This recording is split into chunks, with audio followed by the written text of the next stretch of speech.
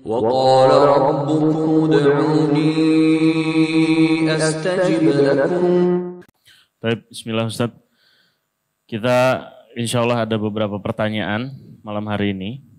Kita mulai pertanyaan yang pertama ini, isu yang sedang trending Ustaz. Banyak keresahan di tengah masyarakat saat ini dengan kondisi naiknya beberapa bahan pokok Ustaz. Termasuk bahan-bahan yang mungkin seperti beras dan bahan-bahan pokok makanan lainnya. Tapi di satu sisi mungkin banyak saudara-saudara kita yang penghasilannya segitu-segitu aja Ustaz. Sedangkan mereka juga merasa kita ini seperti dizolimi dengan kebijakan-kebijakan yang ada. Nah, menurut pandangan Islam Ustaz, ketika kita bertemu dengan kondisi seperti ini, apa yang harusnya kita lakukan Ustaz? Baik, sebenarnya yang pertama harus difahami itu beberapa poin ya. Kalau rezeki itu sudah tercatat ikhwat dan akhwat sekalian. Makanya Ibnu Qayyim rahimahullah mengatakan seharusnya setiap muslim itu fokus memikirkan bagaimana hubungan terbaik terjadi antara dia sama Tuhannya, Allah subhanahu wa ta'ala. Dia menjalankan tugas dengan baik dan kewajiban yang telah dibebankan kepadanya dan maksimal, serta tidak usah terlalu banyak fokus memikirkan masalah rezeki dan ajal. Karena keduanya hanya butuh ikhtiar yang sederhana saja. Untuk mendapatkan rezeki hanya butuh ikhtiar sedikit atau berusaha. Begitu juga dengan kematian butuh persiapan. Karena dua-duanya sudah dijamin dari sebelum penciptaan alam semesta ini. Dari statement beliau ini sebenarnya yang sangat menarik adalah bagaimana bukan kita tidak boleh ikhtiar dalam masalah rezeki.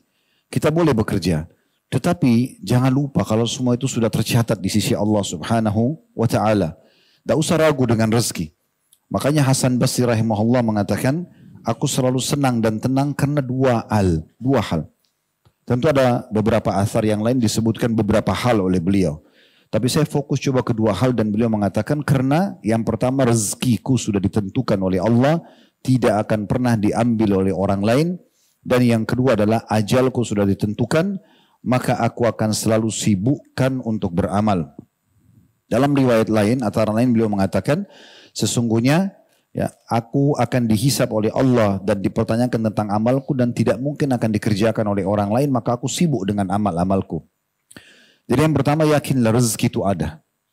Mau bagaimanapun pasar, harga naik, harga turun, rezeki kita sudah dicatatkan oleh Allah subhanahu wa ta'ala. Kita tidak akan meninggal teman-teman sekalian sampai setetes air yang sudah Allah takdirkan menjadi rezeki kita akan sampai kepada kita. Dalam sebuah hadis kata Nabi SAW tidak akan meninggal satu jiwa sampai rezeki terakhirnya tersempurnakan. Pasti akan sampai kepada kita. Itu yang pertama. Yang kedua, memang dalam kehidupan ini ada suka dan duka. Tidak semuanya adanya suka. Kita memang akan ada nikmat supaya kita bersyukur, ada cobaan supaya kita bersabar. Cobaan macam-macam. Ada orang cobaan di dirinya dengan penyakit, ada orang cobaan dari orang sekitarnya, pasangan hidupnya, mertuanya, orang tuanya, kerabatnya, iparnya dan seterusnya. Ada orang mungkin cobaannya dengan teman-teman terdekatnya. Dan sekian banyak contoh-contoh dalam masalah ini dari kehidupan Nabi SAW dan seterusnya. Semua orang akan diuji. Ada juga ujian masyarakat dari pemimpinnya, ada ujian pemimpin dari masyarakatnya. Maka hal-hal yang seperti ini ujian dari Allah subhanahu wa ta'ala. Tugas kita bersabar.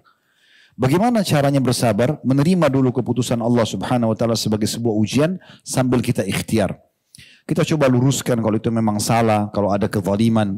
Kita memohon kepada Allah subhanahu wa ta'ala agar kezaliman ini diangkat. Sebagaimana sabda Nabi SAW dalam sebuah hadis yang sahih, kalau seandainya kalian dikaruniai oleh Allah pemimpin yang zalim, maka apa yang kalian diberikan, ambillah. Yang kalian belum diberikan, maka mohonlah kepada Allah subhanahu wa ta'ala karena sesungguhnya waktu itu sangat dekat. Maksudnya ajal masing-masing sangat dekat. Kezaliman itu tidak akan bertahan seterusnya. Gitu kan? Kalau keputusan itu memang adalah adil, karena memang harus dinaikkan harga pasar, karena keadaan memang, misalnya seluruh dunia sedang ditimpa permasalahan, atau negara itu sedang ditimpa permasalahan, sedang naik harga, maka itu dibiarkan. Memang itu keputusan yang bukan cuma kita sendiri. Kezaliman itu di saat kita secara individu tidak mendapatkan hak kita. Tapi kalau merata, semua orang bisa merasakan karena memang itu kebijakan yang dianggap adil, maka itu adalah hal yang dibolehkan dalam syariat. Di masa Nabi Muhammad SAW, saudaraku seiman, pernah terjadi kenaikan harga pasar. Lalu datanglah beberapa orang sahabat dari hadis Jabir radhiyallahu anhu, hadis yang sahih. Mereka datang kepada Nabi SAW mengatakan, ya Rasulullah, harga pasar lagi naik. Tolong tentukan harga buat kami. Kata Nabi SAW, tidak.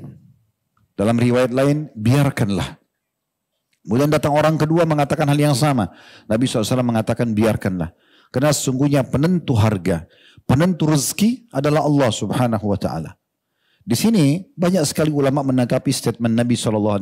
Kenapa beliau sebagai pemerintah tidak menentukan harga dan membiarkan pasar? Karena beliau tahu tentang kondisi di masa itu. Maka kita di sini teman-teman sekalian bersabar. Kita doakan agar Allah Subhanahu wa Ta'ala memberikan jalan keluar dari permasalahan ini. Mungkin di saat kita berada di posisi para pemimpin, mungkin kita akan mengambil kebijakan seperti itu atau lebih. Kita tidak pernah tahu. Yang penting alhamdulillah kita dikuatkan dengan poin pertama, rezeki kita ada. Akan sampai kepada kita dengan izin Allah Subhanahu wa Ta'ala. Maka tidak perlu khawatir dengan masalah ini. Tapi tetap tadi saya bilang di poin selanjutnya bersabar. Artinya sabar itu terima keputusan Allah Subhanahu wa Ta'ala sebagai ujian, tapi sambil ikhtiar. Yang suaranya bisa sampai di saat ini memang adalah kezaliman, disampaikan. Seperti tadi sabda Nabi SAW, apa yang kalian diberikan ambillah, yang kalian belum diberikan mohonlah kepada Allah Subhanahu wa Ta'ala secara langsung. Ketahuilah waktu itu sangat dekat.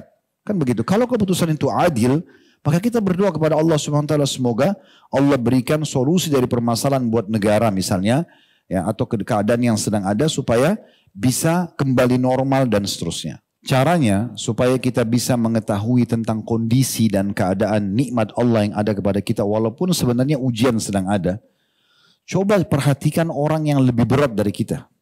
Coba perhatikan kondisi orang yang lebih berat daripada kita. Jangan sampai teman-teman kita hanya sakit flu saja, kita sudah menganggap seperti sudah terjadi kiamat. Padahal di sekitar kita ada orang yang flu dan demam. Kalaupun kita flu dengan demam, ada orang flu, demam dan rematik. Ada orang stroke.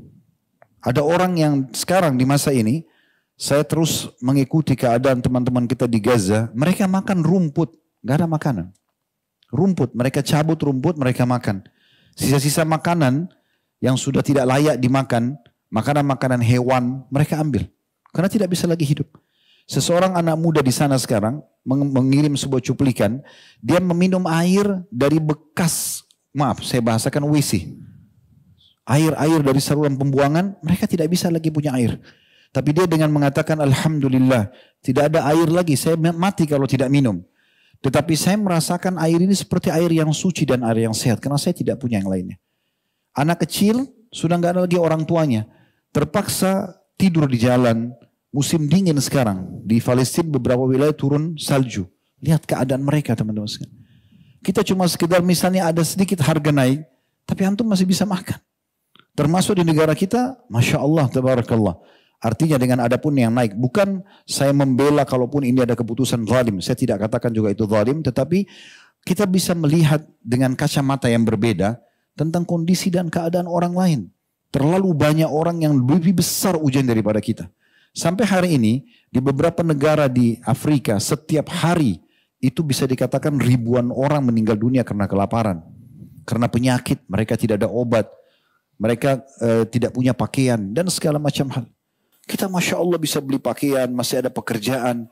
Cuma mungkin ada perubahan harga di barang. Kita coba ikhlaskan menerima keputusan Allah. Kemudian kita coba ikhtiar tadi saya bilang. Kalau itu zalim, minta sama Allah diberikan solusinya. Bukan supaya dibalaskan, tidak. Bagi supaya Allah berikan jalan keluar. Kalau itu adil, Allah juga memberikan pahala orang yang sudah berijtihad dan tetap mengembalikan kenormalan. Jadi coba lihat teman-teman keadaan-keadaan seperti ini, ya, supaya kita bisa sadar ternyata ada orang yang lebih berat daripada kita. Bahkan Nabi SAW mengatakan dalam sebuah hadis yang sahih, kalau sedang memuncak ujian Allah kepada kalian, ada musibah, ingatlah musibahku, karena musibahku itu akan meringankan musibah kalian. Musibah apa yang berat, lebih berat teman-teman sekalian di masa daripada Nabi SAW. Beliau orang terpercaya Mekah, tokoh masyarakat, jalur nasabnya jalur yang paling mulia, orang yang paling sempurna secara fisik, sangat tampan. Sebagian ulama ada yang mengatakan Nabi SAW lebih tampan daripada Nabi Yusuf alaihissalam. Nabi Yusuf punya sepertiga ketampanan dunia. Beliau terkenal, begitu jadi Nabi didustakan oleh kaumnya sendiri. Dimulai dengan pamannya Abu Lahab. Waktu Nabi SAW kumpulin orang untuk menyampaikan agama Allah, Abu Lahab yang pertama mengatakan, Tabban lak ya Muhammad. Kecelakaan buat kamu. Alihada jama'atana, apakah karena ini kau kumpulkan kami? Disuruh orang-orang bubar. Waktu Nabi SAW ingin berdakwah ke kota Taif, dalam beberapa asar disebutkan, yang menyusul ke kota Taif untuk menyampaikan masyarakat Taif dan tokoh masyarakat untuk menolak dakwah Nabi SAW, itu Abu Lahab, paman beliau sendiri. Dan seterusnya. Waktu Nabi SAW hijrah ke Madinah, yang menjual dan mengambil rumah Nabi SAW, yaitu rumah Khadijah, termasuk rumah besar di Mekah, itu sepupunya sendiri. Saudaranya Ali bin Abi Thalib. Dan seterusnya. Cukup banyak ujian. Kemudian di masa hidup beliau meninggal istrinya. Dan dari 7 orang anak yang Allah SWT karuniakan, 6 orang anak beliau meninggal di masa hidupnya. Jadi cuma 1 saja yang hidup di masa hidup Nabi SAW. 3 anak laki-lakinya, Al-Qasim, Abdullah, dan Ibrahim meninggal di masa hidup beliau. 3 anak laki-laki. Kemudian dari 4 anak perempuannya, Ruqayyah, Ummu Kalthum, dan Zainab meninggal di masa hidup beliau. Kemudian tersisa Fatimah. Setahun setelah Nabi SAW meninggal, baru beliau meninggal radhiyallahu anhu majma'in. Ini ujian yang berat. Gitu kan? Ujian yang berat. Bagaimana beliau sudah jadi raja, jadi nabi di Madinah, masih ada kaum munafikin yang menghina-hina beliau. Terlalu banyak contoh kalau kita ingin cari. Nabi SAW juga sakit, disakiti juga oleh orang lain.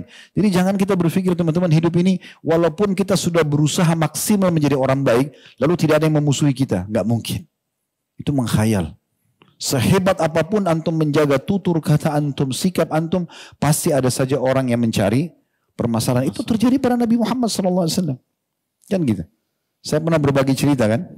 Saya kadang-kadang kalau lagi ingin melunakkan hati lebih jauh, ingin menambah keimanan, seringkali saya dengar tilawah imam-imam Masjid Haram. Satu waktu saya pernah dengar Syekh Abdullah Juhani, Dr. Abdullah Juhani, suaranya sangat bagus, Masya Allah, menurut saya. Kemudian saya dengarkan sholat subuh beliau, indah sekali. Mungkin sekitar 20 menit dari 2 rakaat itu, disatukan rakaat pertama sama rakaat kedua bacaannya. Maksudnya sholatnya itu, saya dengar rakaat pertama, rakaat kedua. Setelah selesai, Masya Allah bagus sekali bacaannya. Tilawahnya juga enak didengar. Kebetulan juga Allah amanahkan saya bisa ngerti apa yang beliau baca, maka kita lebih tersentuh di situ. Tapi subhanallah selesai melihat cuplikan itu di YouTube, saya kaget melihat tidak sengaja ada orang yang dislike. Jempol bawah. Padahal tilawah Al-Quran, Syekh ini tidak bicara apa-apa. Enggak jelasin hukum, bicara. Enggak. Sholat subuh, Allahu Akbar, baca Al-Fatihah, baca surah. Sampai salam. Ada orang masuk di channel itu khusus untuk dislike saja. Coba pikir. Apalagi kalau kita ngomong, bicara, terus kemudian tidak ada yang mencari kesalahan kita. Itu udah biasa. Itu suka dukanya kehidupan. Justru di situ antum gunakan momentum untuk lebih dekat kepada Allah Subhanahu Wa Taala. Antum sadar antum punya Tuhan yang mengatur semua itu. Kalau ada orang yang tidak suka sama kita, yang ciptakan kita Allah, yang ciptakan dia Allah. Yang ciptakan sifat ya kita bersabar untuk bisa menerima. Menciptakan juga sifat emosi ataupun apa, dan dia itu adalah Allah. Kita bisa minta kepada Allah SWT untuk melunakkan dia dan menjadi penyebab hidayahnya. Kan begitu. Memang sudah begitu sunnatullah. Jadi fahami ini memang ada satu sistem yang sudah terjadi.